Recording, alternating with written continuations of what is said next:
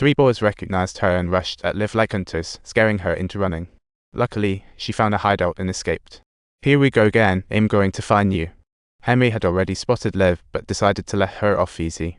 When Liv was about to fall asleep that night, a noise drew her attention. She saw the 3 boys outside. Braving her fears, she went downstairs, thinking something serious had happened. To her surprise, they were just throwing a Halloween party at home and invited her. Liv was shocked. "No way. Not me. Why not? It's not like it's scarier than a little baby, right?" "A baby? Did you trap Liv?" In fact, both knew they'd met in dreams, yet Liv didn't instantly agree to the party. She declined, saying she didn't have a Halloween costume, but as soon as she lay back down in her room, she plopped into water, trapped by ice chains. While struggling, she suddenly looking at her hands, she remembered her father saying, "If you can't count your fingers, you're dreaming." So, she found the gateway to her dream while submerged. After slipping through the door back into the dream, she decided to explore other people's dreams. However, all doors were locked.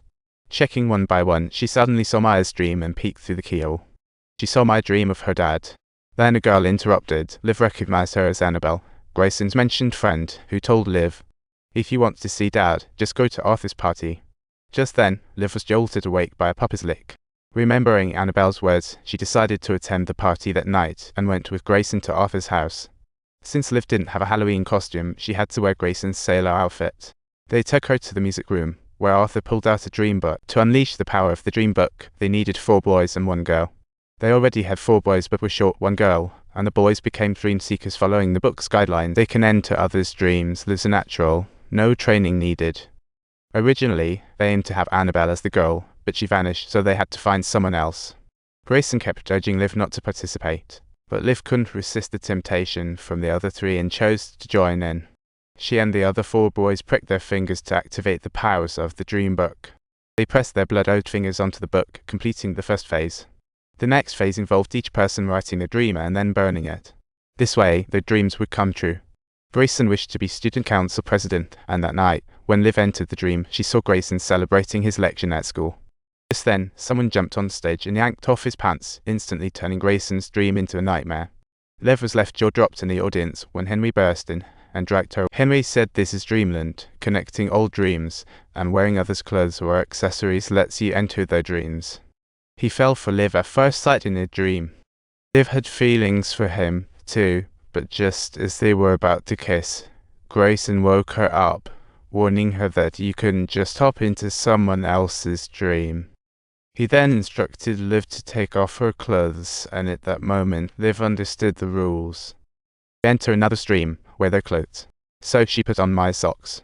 She wanted to see Dad in Maya's dream, so she went to Dream Lane to find Maya's door. Shortly after, she met Henry, who seemed to have waited long. Henry held Maya's head high and offered to take Liv to see her sister's dream. Maya's room was a storm of pink, where she was playing house with a Barbie doll. The pair shared the kiss in Maya's room, but her dream turned into a nightmare, forcing them to leave at once. Upon returning to Dream Lane, they found the door gone. Subtitles. So, Henry informed Liv of another way to leave.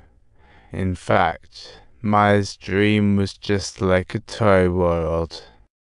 Although it was quite heartwarming, it was about to turn nightmarish. They needed to leave fast. Henry told Liv that if she fell from a great height, she'd wake up. Despite being in a dream, Liv was too scared to jump, so Henry gave her a nudge off the edge, and sure enough, Liv woke up from the dream. Upon arriving at school, she met Henry. Liv recounted her dream, but he told her to be quiet. It was student council president election day. Grayson had dressed in a suit for the occasion. Thanks to the dream book's magic, he defeated the girl with dark skin and became the new student council president. Grayson took the stage to deliver his victory speech. Just then, someone jumped on stage and ripped off his pants, mirroring the scene from Grayson's dream. Liv then realized that with subtitles there may be conditions. That night, they met in dreams to find clues. Liv turned to blank pages. Unexpectedly, blank pages filled with text, saying wishes bring nightmares too. Grayson wished to be president, but his nightmare was being pantsed on stage. Both his wish and nightmare came true, indicating there really were conditions attached. The other 4's nightmares were evidently on the way too. The dreams manifested in order, with Grayson first up. Next was Arthur.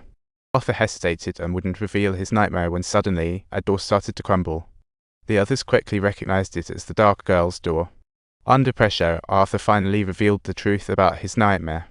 He got the Dark Girl addicted, causing her perpetual nightmares. Dark Girl had overdosed on drugs and died. At that moment, her door collapsed entirely and the lights inside went out.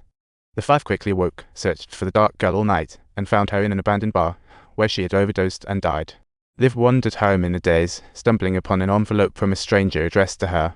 Grieving over the Dark Girl's death, Liv felt too sad to open the envelope and stuffed it in her bag instead. Back at school, Liv joined the other four boys in searching for a way to reverse the nightmares when she noticed a missing page in the dream. That page detailed how to reverse nightmares, and Liv wondered who had ripped it out. Arthur suddenly chimed in, saying it was Annabelle, revealing he knew she was still alive. She is in a mental hospital, unable to tell reality from dreams. Recently, she even tried to jump off a building. Liv asked her which hospital Annabelle was in. Arthur wouldn't say no matter what, so Liv started calling each mental hospital. Just then, she noticed the mysterious envelope in her bag, opened it to find a letter and a bracelet. It turned out to be from Annabelle, inviting Liv to her dream where she had discovered the truth. That night, Liv wore Annabelle's bracelet and drifted